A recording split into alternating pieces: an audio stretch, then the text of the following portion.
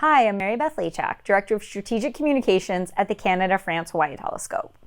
Over Christmas, I watched the movie Don't Look Up, and I thought that I would share some of the facts and faux pas that I found about that movie. So we'll start with the first fact. It happens on Mauna Kea. It's a great place for observing. It's located at 14,000 feet. I really enjoyed how you started off and you saw the twin cacks and the Subaru, and then you kind of come in and you see Subaru, which is actually that really cool blue color. That leads us to our first faux pas. You're not going to observe with all of the lights on. You don't want to lose the objects that you're looking for in background light from your own telescope or from your own computer. So you come to a room like this, a remote observing room, or at least a control room that is not right next to your telescope. My next faux pas is what I'm calling Leonardo DiCaprio does advanced math. And so the problem is that he's at the summit. And so at 14,000 feet, your brain and your body don't quite work together well. When I'm doing a summit tour, I like to tell people that you're gonna feel like you've had a couple of drinks on an empty stomach. Now, that's not how I do my orbital dynamics. Other people might, and more power to his character if he's better at advanced math at high altitude than I am, but that's one of the things that made me laugh in the movie.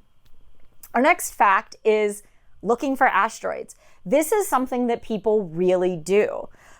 But where we get into the faux pas is the idea that this would be kept a secret.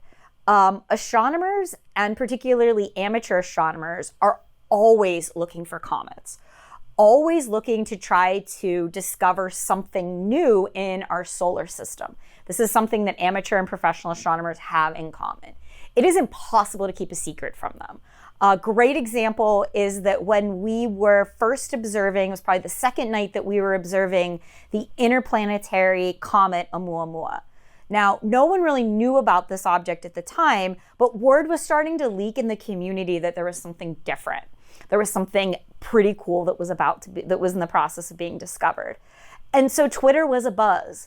And people went to the lengths of tweeting that CFHT was observing the object because they looked at where we were pointing deep in our website and then assumed we were pointing at the object, which we were, and started tweeting that we were making observations of which we did not comment on it. And so that's for me, like, how anybody's going to keep this a secret from nosy professionals and amateurs is the part that made me laugh. Our next fact is back to comet hunting. To be serious for a moment, this is something that is really, really important. There is a NASA Office of Planetary Defense. They fund research into the discovery of comets and asteroids, these near-Earth orbiting objects that could potentially impact us.